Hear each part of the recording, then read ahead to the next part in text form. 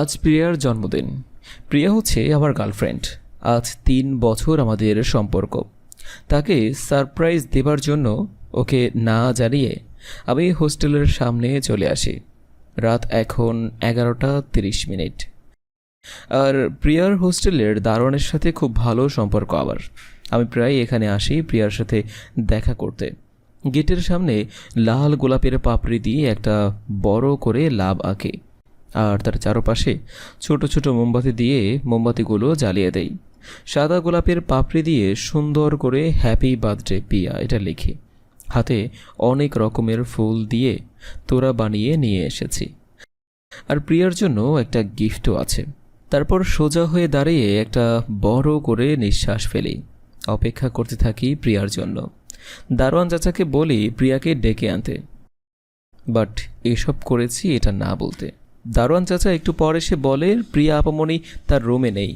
আমি মোবাইল বের করে কল করি, কিন্তু প্রিয়া কলটা রিসিভ করছে না। হঠাৎ পিছনে বাইকের আওয়াজ শুনে পিছনে তাকিয়ে দেখি প্রিয়া একটা ছেলের বাইকের পিছনে বসে আছে। আমাকে দেখে প্রিয়া ভূত দেখার মতো তাকিয়ে আছে।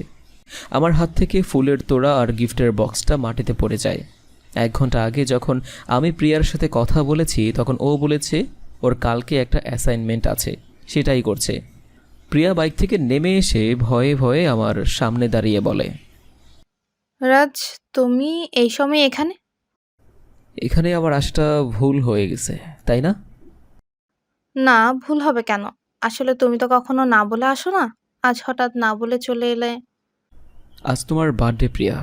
তোমাকে সারপ্রাইজ দিতে এসে নিজেই এত বড় সারপ্রাইজ পাবো ভাবতে পারিনি। ভালোই হলো তোমাকে না বলে আসাতে, তোমার আসল রূপটা দেখতে পেলাম। রাজ, তুমি যেমনটা ভাবছো তেমন কিছুই নয়। ওই জাস্ট ফ্রেন্ড। প্রিয়ার কথা শেষ হবার আগেই আমি প্রিয়ার গালে কয়েকটা থাপ্পড় দিয়ে বলি, চুপ কর মিথ্যাবাদী। আর কত মিথ্যা বলবি তুই? রাত বাজে 12টা আর তোর জাস্ট ফ্রেন্ডের সাথে হোটেল থেকে ঘুরে আসলি? হ্যাঁ, তোর ড্রেস দেখে বোঝা যাচ্ছে তোরা ঘুরতে নয় নষ্টামি করে আসলি। 3টা বছর আমি অন্ধের মতো তোকে বিশ্বাস করে গিয়েছি, আর তুই এভাবেই আমার বিশ্বাসটা নষ্ট করলি।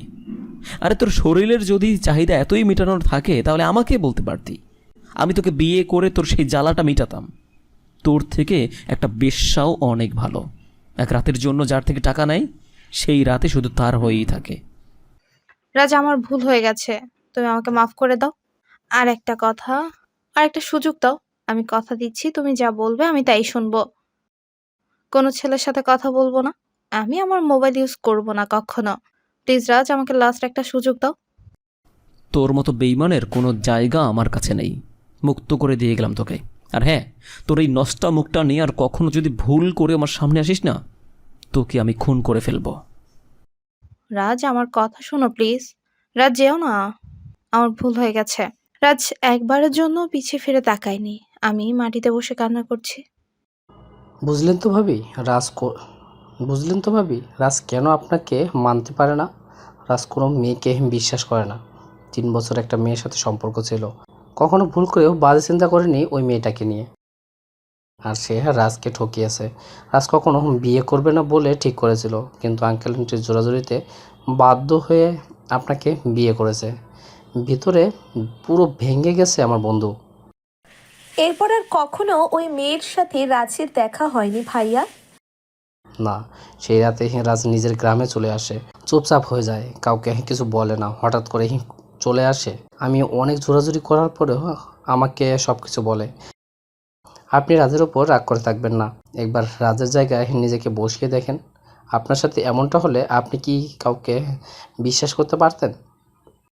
এই 6 মাস রাগ থাকলেও আজ আর কোনো রাগ নেই। আপনি চিন্তা করবেন না ভাইয়া, রাজের ওই মরু মনে আমি আবার ভালোবাসার ফুল ফুটিয়ে ছাড়বো। কোনো সাহায্য লাগলে আমাকে বলবেন ভাবি। আমার বন্ধুকে আমিও আর এভাবে দেখতে পাচ্ছি না। আমি মাথা নেড়ে ঠিক আছে বলি, মামুন ভাই চলে যায়। কি বলছি আমরা কিছুই বুঝতে পারছেন না। চলুন একটু বুঝিয়ে বলি। আমি কেয়া রহমান, রাজ রহমানের ওয়াইফ। আজ থেকে 6 মাস আগে পারিবারিকভাবে রাজের সাথে আমার বিয়ে হয়। অনেক স্বপ্ন ছিল বাসর রাতকে ঘিরে, কিন্তু বাসর রাতে নিজের স্বামীর মুখ থেকে যা শুনি আমার সকল স্বপ্ন ভেঙে চুরে শেষ হয়ে যায়। চলুন শুনে নিই কি কথা হয়েছিল আমাদের মাঝে। ইয়া পর ঘোমটা টেনে বসে আছি বাসর ঘরে। রং বেরঙের ফুল আর বেলুন দিয়ে সাজানো হয়েছে বাসর ঘর। আমার মনেও হাজার রঙের স্বপ্ন। দরজা খোলার শব্দে বুঝতে পারি আমার উনি এসেছে। আমি বিছানা থেকে নেমে যখনই ওনাকে সালাম করতে যাব, উনি 2 কদম পিছিয়ে যায়। আমি একটু অবাক হই। উনি আমাকে ধরে তুলছে না দেখে আমি নিজেই দাঁড়িয়ে যাই। দেখুন, এসব ন্যাকামি আমার একদম পছন্দ না। আর আপনাকে বিয়ে করেছি শুধু আমার আব্বু আম্মুর কথায়। আমার পক্ষে আপনাকে মেনে নেওয়া সম্ভব নয়। আর আপনার জায়গায় অন্য কোনো মেয়ে থাকলে আমি সেম এগুলোই বলতাম। আপনাদের এই মেয়েদেরকে না আমি বিশ্বাসই করি না। ভুল করেও আমার স্ত্রী হবার চেষ্টা করবেন না। আপনি সমাজের কাছে এই বাসার বউ হতে পারেন, আমার আব্বু আম্মুর কাছে তাদের ছেলের বউ হতে পারেন, বাট আমি আপনাকে আমার স্ত্রী হিসেবে না মানি আর না কখনো মানব। আপনার ইচ্ছে হলে আপনি এই বাসা থেকে চলে যেতে পারেন, কেউ আপনাকে কোনো প্রশ্ন করবে না। আমি সাপকে বিশ্বাস করি, কিন্তু কোনো মেয়েদেরকে নয়। আমি অবাক হয়ে ওনার কথা শুনলাম। চোখের পানি দিয়ে শাড়ি ভিজিয়ে ফেলেছি ইতিমধ্যেই। নতুন বরের মুখে বাসর রাতে এমন কিছু শুনতে হবে এটা কোনো মেয়েই আশা করে না। উনি বিছানা থেকে একটা বালিশ আর চাদর নিয়ে সোফায় গিয়ে শুয়ে পড়ে। আমি বিছানায় বসে কান্না করতে করতে ঘুমিয়ে পড়ি। এভাবেই আমাদের বিবাহিত জীবনের 6টা মাস কেটে যায়। এই 6 মাসে না তো উনি নিজেকে থেকে আমার সাথে কথা বলেছে, আর না আমি বলতে গেলে তা শুনেছে। রোজ রাতেই ড্রিঙ্কস করে বাসায় আসে। মনে অনেক প্রশ্ন এসে জমেছিল। আজ রাজের বন্ধু মামুন ভাইয়ের থেকে সত্যিটা জানলাম। কেন উনি আমাকে মেনে নেয়নি? ওনার জায়গায় আমি থাকলেও হয়তো একই কাজ করতাম। রুমে এসে দেখি রাজ টেবিলের সামনে চেয়ারে বসে ল্যাপটপে কাজ করছে, হাতে জ্বলন্ত সিগারেট। কিছু বলার সাহস হচ্ছে না, তবুও সামান্য সাহস জুগিয়ে বলি, আপনি কি খুব ব্যস্ত? দেখতে তো পারছেন কাজ করছি। ন্যাকামি না করে কিছু বলার থাকলে বলে ফেলুন। না, আসলে আমার কিছু ড্রেস কেনার ছিল। আপনি কি যাবেন আমার সাথে? এসব ফালতু কাজে আমি নেই। আপনার ড্রেস আপনি গিয়ে নিয়ে আসুন। আমি একটা মেয়ে মানুষ হয়ে একা শপিং মলে যাব, আর সবাই দেখলে কি বলবে? আপনাদের এই মেয়েদের অনেক সাহস আছে। রাতে জাস্ট ফ্রেন্ডের সাথে হোটেলেও যেতে পারেন, আর আপনি শপিং মলে যেতে পারবেন না? সব মেয়ে এক নয়, বুঝেছেন? আমি একা কখনো কোথাও যাই না। নিয়ে যাবেন না ঠিক আছে, আমার আর ড্রেস কেনার ইচ্ছে নেই। আপনার ইচ্ছে, আমাকে বিরক্ত করবেন না প্লিজ। বলেই ল্যাপটপ নিয়ে উঠে ব্যালকনিতে চলে যায়। কি আজব লোক রে বাবা, একজনের রাগ আর একজনের উপরে দেখায়। আমি রাগ করে বললাম, ড্রেস লাগবে না। আমাকে একটু বোঝালেও না। আমি শুয়ে শুয়ে ভাবছি কিভাবে ওনাকে লাইনে আনা যায়, কি করলে উনি সব ভুলে আমাকে ভালোবাসবে। কিছু সময় পর রুমে এসে দেখি কেয়া মন খারাপ করে শুয়ে আছে। আমি ওসব কেয়ার না করে সোফায় গিয়ে বসি। কি দেখতে এসেছেন? আমি কান্না করছি নাকি? আপনি কান্না করছেন কি না সেটা দেখার কোনো ইচ্ছে নেই। বাইরে ভালো লাগছিল না, তাই রুমে এসেছি। এত খারাপ কেন আপনি? আমি রাগ করেছি সেটা আপনি বুঝতে পারছেন না। কোথায় আমার রাগ ভাঙাবেন, উল্টে আপনি রাগ দেখাচ্ছেন। আপনার রাগ ভাঙানোর কোনো ঠেকা পড়েনি আমার। আপনাকে প্রথম রাতেই বলে দিয়েছি, আমি না তো আপনাকে আর না এই বিয়ে এটা মানি। আপনি মানেন আর না মানেন, আমি আপনার বউ। আর আপনি আমাকে নিয়ে এখন বের হবেন। নিজে পছন্দ করে আমাকে ড্রেস কিনে দিবেন, নয়তো আমি আম্মুকে গিয়ে বলবো আপনি আমাকে মেরেছেন। এবার আপনি ঠিক করুন কোনটা করবেন। আপনার সাহস তো কম নয়, আপনি আমাকে ব্ল্যাকমেইল করছেন। চোখ দেখাচ্ছেন কাকে আপনি? অনেক হয়ে গেছে। চুপচাপ অনেক সহ্য করেছি, এখন থেকে আর নয়। আপনাকে এখন থেকে আমার কথা শুনতে হবে, আর আমার সাথে কথা বলতে হবে। একজন ভালো স্বামী হতে হবে আপনাকে। আমার ভালো খারাপ কোনোটাই হবার ইচ্ছে নেই। আমার সাথে জোর করলে কিন্তু আমি। বাকি কথা শেষ হবার আগেই কেয়া এসে আমার পায়ের উপর রাখা ল্যাপটপটা নিয়ে পাশে রেখে দেয়, আর আবার কোলে উঠে আমার দুপাশে পা রেখে বলে, কি করবেন? কি করবেন? আমি জোর করব 100 বার। কালিমা পড়ে 3 কবুল বলে রেজিস্টার সাইন করে আপনার বউ হয়েছি। আপনার উপর জোর করার অধিকার আমার আছে। আমার কোল থেকে নামুন বলছি। ভালো হচ্ছে না কিন্তু। নামবো না ততক্ষণ যতক্ষণ আপনি না বলবেন আমাকে নিয়ে শপিং মলে যাবেন, আর আপনি নিজে পছন্দ করে আমার জন্য শাড়ি নিয়ে না দিবেন। আচ্ছা ঠিক আছে দিব, এখন নামুন। আমার আনইজি ফিল হচ্ছে। আমি মুচকি হেসে রাজের গালে কিস করে বলি, এই তো আমার লক্ষ্মী জামাই। বলেই আমি রাজের কোল থেকে নেমে ওনার সামনে দাঁড়িয়ে আছি। উনি বড় বড় চোখে আমার দিকে তাকিয়ে আছে। আমি গালে হাত রেখে ভাবছি, এই মেয়ের আজ কি হয়ে গেল? এত সাহস চলে আসলো কোথা থেকে? ওফো, এতদিন যে ভিজা বিড়াল হয়েছিল হঠাৎ করে এত সাহস দেখাচ্ছে। নিশ্চয়ই ডাল মে কুছ তো কালা হ্যায়। হাঁ করে তাকিয়ে আছেন কেন? উঠে রেডি হয়ে নিন, আমাকে নিয়ে শপিং মলে যাবেন বলেছেন কিন্তু। আজ না গেলে হয় না? আজ এখন এই মুহূর্তে। আপনি উঠবেন নাকি একটু আগে যা করেছি আবার তাই করব? আমার কথা শুনে রাজ এক লাফে উঠে বলে, না না একদম না, আমি রেডি হচ্ছি। এটা বলেই আমি কেয়ার সামনে থেকে 1 পা 2 পা করে এগিয়ে গিয়ে ওয়ার্ড্রপ খুলে একটা ব্ল্যাক শার্ট আর ব্ল্যাক জিন্স নিয়ে ওয়াশরুমে চলে আসি। চেঞ্জ করে রুমে এসে দেখি কেয়া গলায় হার পড়ছে, কিন্তু হারের লকটা লাগাতে পারছে না। একটু হুকটা লাগিয়ে দিন তো। লাগাতে পারছি না। আমি পারবো না, আপনার কাজ আপনি করুন। পারছি না বলেই তো আপনাকে বলছি, আসুন না একটু হেল্প করুন। ইচ্ছে না থাকলেও গিয়ে হাড়ের হুকটা লাগিয়ে দেই। এরপর কেয়াকে নিয়ে নিচে আসতেই আম্মু জিজ্ঞেস করে, কোথায় যাচ্ছি? আম্মু উনি আজকে আমাকে শপিং করিয়ে দিবে বলল, তাই শপিং মলে যাচ্ছি। কি মৃত্যুক মেরে বাবা, ব্ল্যাকমেল করে আমাকে শপিং মলে নিয়ে যাচ্ছে আর বলছে আমি নাকি বলেছি শপিং করিয়ে দেব। আম্মু তাড়াতাড়ি আসতে বললে দুজন বাসা থেকে বের হয়ে গাড়ির কাছে যেতে নিলে কেয়া বলে, গাড়ি দিয়ে যাব না, আজ প্রথম আপনার সাথে বাহিরে যাচ্ছি। রিক্সা দিয়ে যাই, চলুন না। গাড়ি থাকতে রিক্সা দিয়ে কেন? আমার খুব ইচ্ছে ছিল বরের পাশে বসে রিক্সা দিয়ে ঘুরবো। প্লিজ চলুন না। কেয়ার এমন রিকোয়েস্ট আমি আর ফেলতে পারলাম না।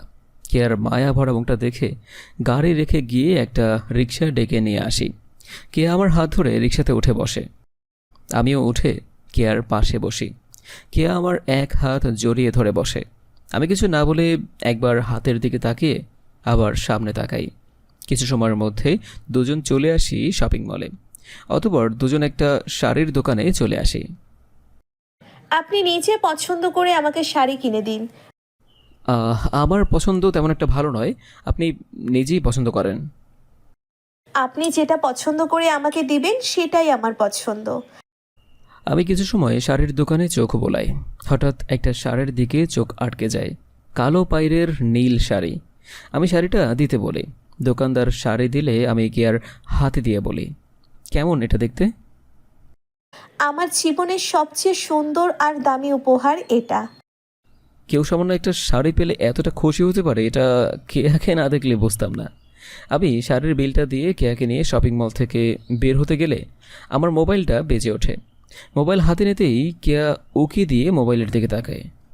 কি দেখছেন? কি কে কল করেছে? মামুন কল করেছে, কথা বলবেন? আমি তো কিছু দেখিনি, কথা বলুন আপনি। হ্যাঁ মামুন বল। তোকে বলছি না আমাদের অফিসে 3 জন স্টাফ লাগবে। কিছু সময় আগে আমি 6 জনের ইন্টারভিউ নিয়েছি, 3 জনের রেজাল্ট খুব ভালো। আর ইন্টারভিউ নিয়ে বুঝলাম কাজ খুব ভালো মতোই করতে পারবে। আমি তাকে সব কিছু ইমেল করে দিচ্ছি, তুই একটু দেখে আমাকে জানা। তুই থাকতে আবার আমি কেন এসব দেখব?